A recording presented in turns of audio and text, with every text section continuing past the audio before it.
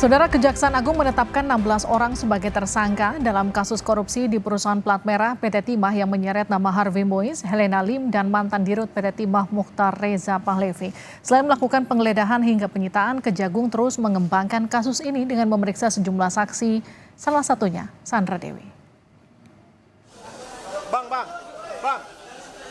Artis Sandra Dewi diperiksa hampir 5 jam di Kejaksaan Agung sebagai saksi kasus korupsi di PT Timah yang melibatkan suaminya Harvey Mois.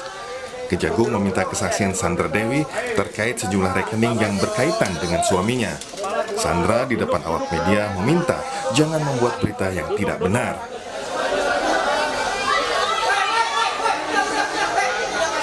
Selain Sandra Dewi, Kejagung juga memeriksa saksi lain, yaitu pengusaha Robert Bonu Susatya.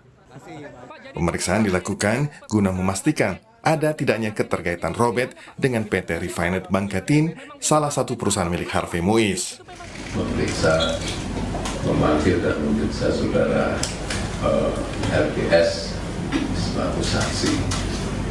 Nah, kita harapkan keterangan-keterangan itu akan membuat terang peristiwa pidana yang sedang terjadi dalam tindak pidana tata kelola timah di wilayah. Rabu kemarin, Kejaksaan Agung menggeledah apartemen milik Harvey Mois yang berada di kawasan Kebayoran Baru, Jakarta Selatan.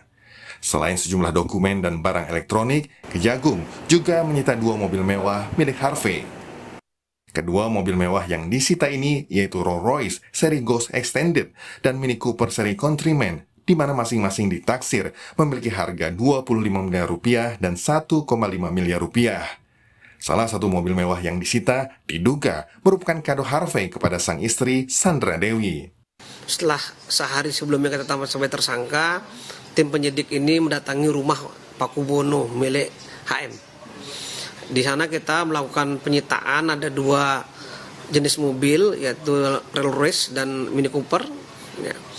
Kemudian sejumlah dokumen, surat-surat kita lakukan satu penyitaan, dokumen elektronik juga kita lakukan penelitian, dan beberapa barang-barang harga yang masih dilakukan suatu verifikasi oleh tim penyidik seperti itu. Tak hanya kediaman Harvey, sebelumnya Kejagung juga telah menggeledah kediaman tersangka lain, Helena Lim, di kawasan PIK, Jakarta Utara. Dari hasil penggeledahan, Kejagung menyita sejumlah dokumen dan uang tunai, masing-masing 10 miliar rupiah dan 2 juta dolar Singapura. Dari penggeledahan di kediaman Harvey dan Helena, Kejagung juga menyita 65 keping emas logam mulia hingga uang tunai pecahan rupiah, dolar Amerika Serikat, dan dolar Singapura. Terkait kasus yang merugikan negara hingga 271 triliun rupiah ini, Kejaksaan Agung telah menetapkan 16 orang sebagai tersangka, di mana beberapa diantaranya adalah suami artis Sandra Dewi, Harvey Mois. Pria kelahiran November 1985 ini dikenal sebagai pengusaha pertambangan. Selain rumah mewah, Harvey juga diketahui memiliki kendaraan super mewah hingga jet pribadi. Selain Harvey, Kejagung juga menetapkan Crazy Rich Pig Helena Lim sebagai tersangka. Sama seperti Harvey, pengusaha yang sebelumnya dikenal sebagai model dan penyanyi ini juga memiliki rumah mewah dan mobil super mewah. Kasus yang terjadi di PT Timah ini juga menyeret mantan direktur utamanya, Mukhtar Reza Pahlevi. Pria kelahiran Juli 1968 ini diketahui menjabat dirut PT Timah sejak 2016 hingga 2021. Sementara kasus yang menyeret Harvey Mois dan Helena Lim itu terjadi pada kurun 2015 hingga 2022 lalu. Untuk kepentingan penyidikan, Harvey Mois dan Crazy Rich Pig Helena Lim maupun 14 tersangka lainnya harus menjalani penahanan 20 hari di Rutan Salemba, Cabang Kejaksaan Negeri Jakarta Selatan. Tim Liputan Kompas TV.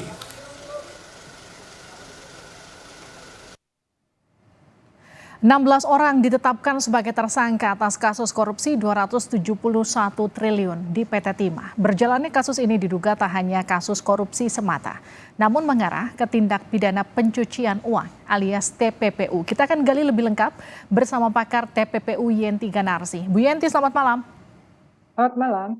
Bu Yenti, kasus ini nggak cuma bicara soal kasus korupsi, tapi juga dugaan TPPU. Bagaimana respon Anda? Oh ya, memang selalu kalau ada korupsi, apalagi korupsinya sudah mulai 2015 ya, atau bahkan ada yang mengatakan 2012 sudah ada masalah itu kan. Itu kan berarti baru diungkap sekarang. Artinya apa? Kalau itu ada korupsi, berarti kan sudah ada hasil korupsi. Kalau baru sekarang, pasti hasil korupsi itu udah kemana-mana. Artinya sudah ada TPPU. Jadi tadi kalau nggak salah, siang tadi kan sudah diumumkan bahwa Harvey kan sudah kena korupsi dan TPPU gitu ya. Saya kira harusnya yang 15 lainnya juga pasti gitu ya. Jadi nggak usah dicicil lah. Kalau ini udah satu pasti kok. Itu kalau sudah ada korupsi sekian lama, kan nggak mungkin uang hasil korupsi itu diam saja. Pasti untuk apa? Bahkan kalau dapat uang hasil korupsi itu, misalnya masuk ke rekeningnya dia dari apapun namanya itulah, apakah itu dari bagian untuk yang katanya CSR atau menerima uang penyewaan smelter gitu kan ya. Nah setelah itu ketika keluar jadi apapun bahkan ditransferkan ke rekeningnya dia yang lain pun itu adalah TPPU.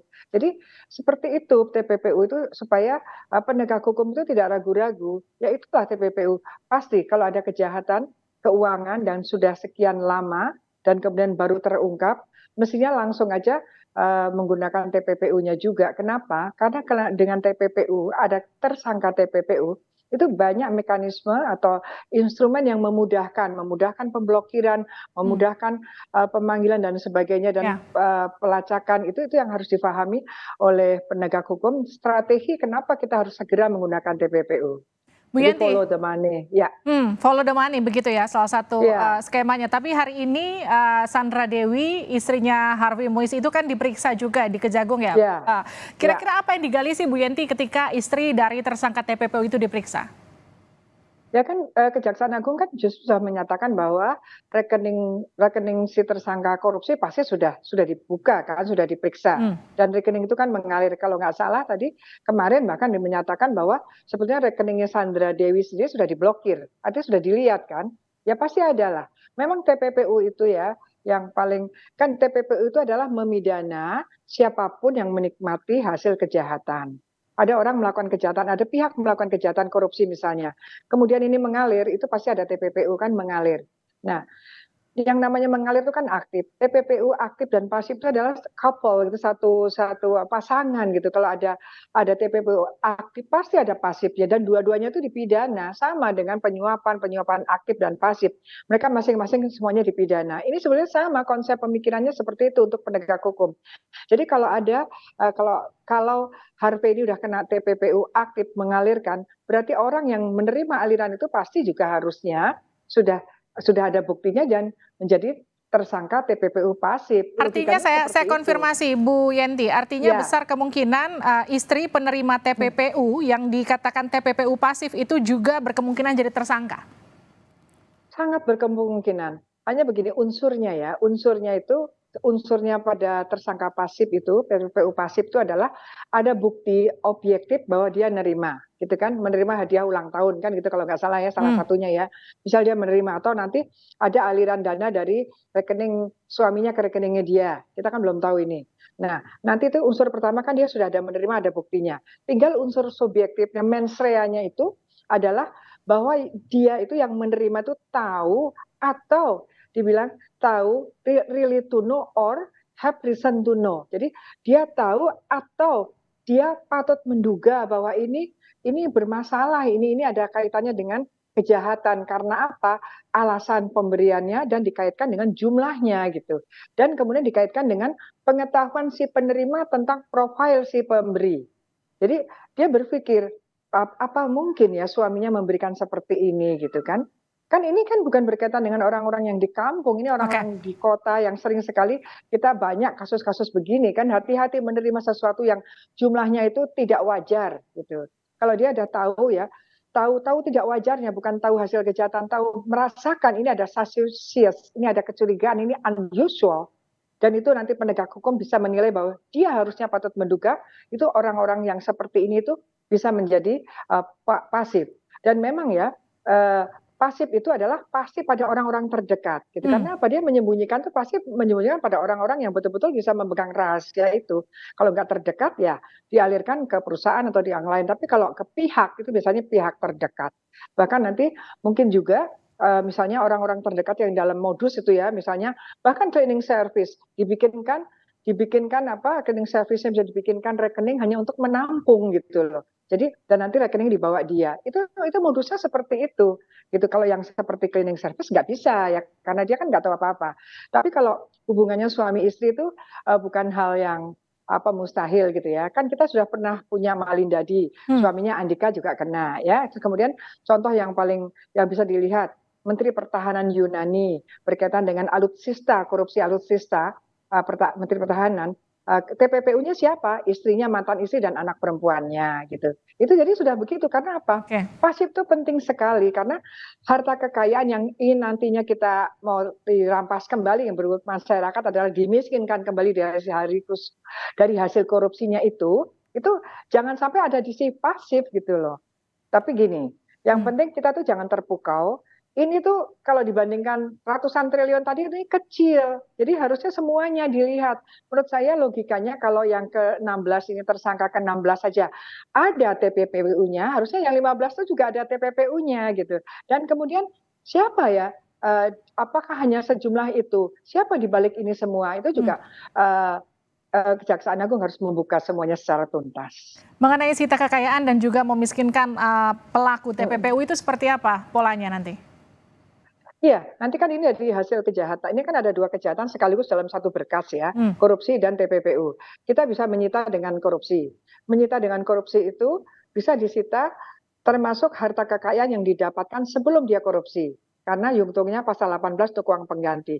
Tetapi kalau menyita dengan TPPU karena tracing of asset, tracing of money as a proceeds of crime, melacak uang atau harta kekayaan hasil kejahatan, itu adalah yang dilacak atau nanti bisa disita adalah yang terjadi misal transaksi jual beli atau apa yang terjadi setelah dia korupsi gitu ya. Jadi ini ada 2 instrumen bisa untuk penyitaan. Dan yang lebih kuat adalah penyitaan menggunakan TPPU. Kenapa? Karena kalau menggunakan TPPU langsung disita sendiri. Tapi kalau korupsi itu kadang-kadang nanti uang pengganti dia nggak mau ganti, diputus pidana karena terbukti, tidak mau ganti tapi diganti dengan penjara 2 tahun misalnya kan gitu. Tapi kan kita nggak mau itu. Jadi harusnya memang penegak hukum menggunakan TPPU supaya dia menyita sendiri, memblokir, kemudian menyita dan kemudian nanti mengelola. Sekarang kan pertanyaannya adalah misalnya ini hanya sedikit dibandingkan ratusan triliun, ada 2 mobil itu ya. Itu bagaimana pola pikirnya negara itu untuk memaintain mobil itu? Jangan sampai dengan proses nanti dia turun, ya kan? Karena apa? Sedihnya itu kalau ini nanti terbukti ya, karena memang ternyata dibelanjakan untuk hal-hal yang seperti itu kan, hal-hal yang mewah yang harganya gampang sekali jatuh gitu ya.